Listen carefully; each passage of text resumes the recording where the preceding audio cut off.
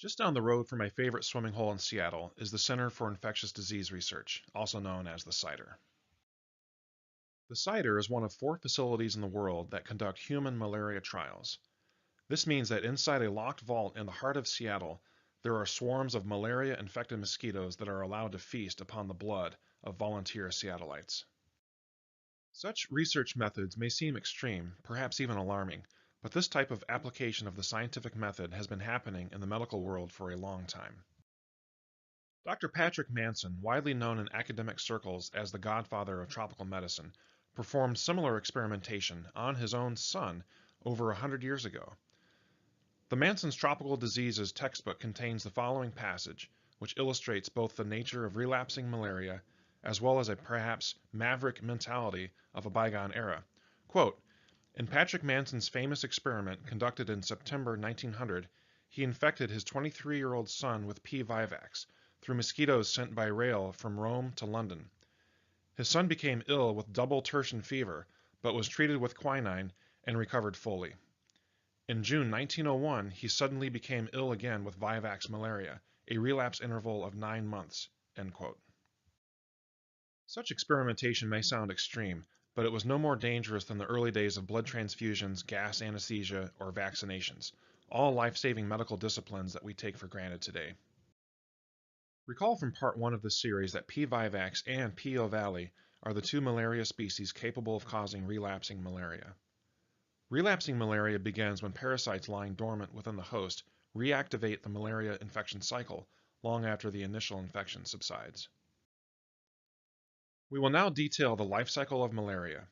This disease requires both a definitive and intermediary host, in this case the mosquito and human respectively.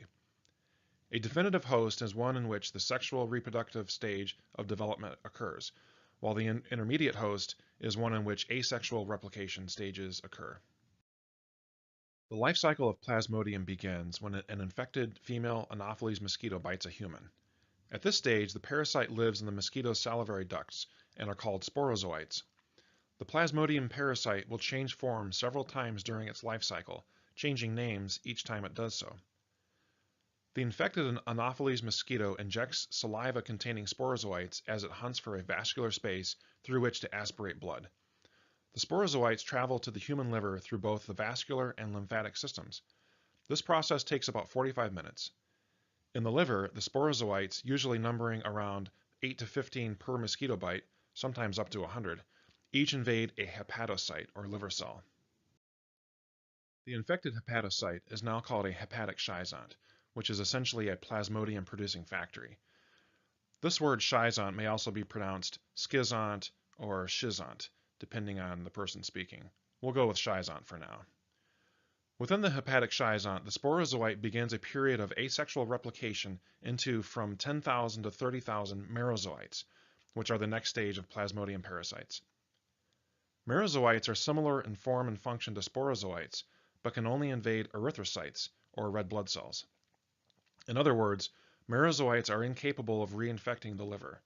The Plasmodium replication stage within the liver is an asymptomatic period, lasting anywhere from 11 to 35 days, depending upon the species. When the merozoites are sufficiently matured, the hepatic schizont ruptures, releasing the merozoites into the bloodstream. In cases of P. vivax and P. ovale, some of these hepatic schizonts fall into a dormant state, not releasing their merozoites for weeks, months, or years.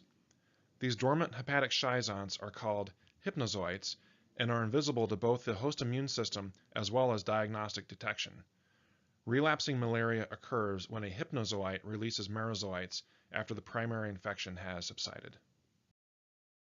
Each merozoite locates and invades a red blood cell, or erythrocyte, turning the cell into an erythrocytic schizont. The merozoite will begin asexual replication within the erythrocytic schizont, transforming itself into from 4 to 32 new merozoites, depending on the Plasmodium species. The initial blood stage parasites are called trophozoites, later maturing into forms known as erythrocytic schizonts. Once the merozoites have fully developed inside the mature schizont, the schizonts rupture, releasing a fresh batch of merozoites into the bloodstream. The rupture of red blood cell schizonts is the first time the patient will show any signs or symptoms of infection. This first wave of red blood cell destruction heralds the beginning of the symptomatic phase in the malaria life cycle. The exception to this are cases of P. falciparum, in which the erythrocytic schizont adheres itself to capillary walls and organs such as the brain, blocking blood flow. This is the most dangerous manifestation of severe malaria. Therefore, neurologic signs and symptoms in cases of P. falciparum may occur quite early in the disease process, even before the initial cycle of the erythrocytic schizonts has been completed. The phenomena of infected erythrocytes adhering to capillary walls is called cytoadherence, and their apparent absence from circulation is known as sequestration. The cycle of the erythrocytic schizonts and merozoite invasions continues until the patient's immune system clears the parasite, antimalarial drugs are administered, or the patient dies. Patients with long-term exposure may enter into a condition called premunition, in which the patient harbors the parasites in his or her blood, but is effectively asymptomatic. Premunition develops as the human host's reaction to chemicals released by rupturing erythrocytic schizonts decreases. The following excerpt from Manson's Tropical Diseases textbook describes the next phase of the malaria life cycle, following the rupture of the erythrocytic schizonts. Quote, after a series of asexual cycles in Plasmodium falciparum, a subpopulation of parasites develop into sexual forms, gametocytes, which are long-lived and motile. These are the stages which transmit the infection. The process of gametocytogamy takes about 7 to 10 days in P. falciparum. In contrast, P. vivax begins gametocytogenesis immediately, and the process of gametocytogamy in the blood stage takes only 4 days. End quote. Male gametocytes are called microgametocytes, as they are smaller than their female counterparts. The females are called macrogametocytes. The Plasmodium life cycle moves to the next stage once both male and female gametocytes are ingested by a female Anopheles mosquito during its blood meal. Inside the gut of the mosquito, a microgametocyte will fuse with a macrogametocyte, forming a zygote. This zygote is motile and is called an O-kinnate. The O-kinnate penetrates the wall of the mosquito gut and lodges there, transforming into an oocyst, within which develop thousands of sporozoites. Eventually, the oocyst ruptures, releasing the sporozoites into the mosquito's body cavity, where they migrate into the salivary glands for a brief period of further maturation. The fully mature sporozoites then descend into the salivary ducts, awaiting the mosquito's next human blood meal and the opportunity to continue the malaria cycle. All Plasmodium species follow this life cycle with little deviation. Note that P. noelisi and P. vivax blood parasites may also sequester themselves in capillaries in order to escape clearance by the host's spleen. P. noelisi has demonstrated an affinity for accumulation in the brain, heart, and kidneys, while P. vivax may sequester itself in bone marrow or in splenic capillaries. Remember too that the life cycles of P. vivax and P. ovale often include one additional developmental phase, the hypnozoite phase, which causes relapsing malaria. The Anopheles mosquito genus is found on every continent except Antarctica and includes 30 to 40 species capable of transmitting malaria. Anopheles mosquitoes are known as night biters, meaning they seek blood meals from dusk until dawn. Preference for humans over animals varies widely according to the individual species. Mosquito attractants include carbon dioxide, lactic acid, warmth, and moisture. The distance that a mosquito can detect a human varies between 7 and 20 meters. Anopheles are differentiated from the two other major mosquito genera of clinical importance, Culex and Aedes, primarily by their spotted wings and their unscaled abdomens consisting of 8 visible segments. Another differentiating hallmark of the Anopheles is the straight inclined angle they make with the skin they are resting upon or biting, whereas the Culex mosquitoes assume a bent angle posture when biting. Culex mosquitoes are vectors for filariasis, West Nile virus, Japanese encephalitis, and St. Louis encephalitis. Aedes mosquitoes are vectors for dengue, yellow fever, chikungunya, Ross River virus, Zika virus, and filariasis. Anopheles are vectors for malaria, lymphatic filariasis in rural areas, and O-nyang-nyang fever. Anopheles mosquitoes are usually found below 2,000 meters of altitude in tropical and subtropical climates. They rarely venture more than 2 to 3 kilometers from their hatching place, though in some cases they have been blown by winds up to 72 kilometers away.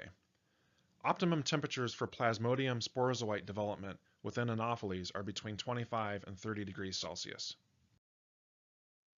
The Essential Malariology textbook has this to say about malaria seasons. Quote, "The interaction between temperature and rainfalls is responsible for the seasonal features of malaria transmission in many parts of the world. In general, where periods of maximum precipitation coincide with those of maximum temperature, transmission will be highest. Almost every malaria setting shows some seasonal variation in infection risk from local mosquito vectors. These seasonal changes and risks can last for a few weeks or several months. The duration of these malaria seasons also has a direct influence on the annualized risks of parasite exposure a given community is likely to experience." End quote. Anopheles lay their eggs in standing water, with a preference for transient bodies of water that carry less risk of predation than do permanent bodies of water. Blood is the substrate for the development of the eggs within the female, a process that usually takes 2 to 3 days, although it may take longer in cooler temperatures. The eggs are gray or black, a half a millimeter in length and boat-shaped, with air-filled lateral floats to keep the egg on the surface of the water. In a tropical climate, the eggs will hatch into aquatic larvae within 48 hours. A given larva will pass through 4 moltings, also known as instars, before becoming a pupa. The comma-shaped pupa will float at the top of the water unless disturbed, in which case it will swim downwards, for 2 to 4 days before the integument splits open, revealing the adult mosquito body. This concludes part 2 of malaria.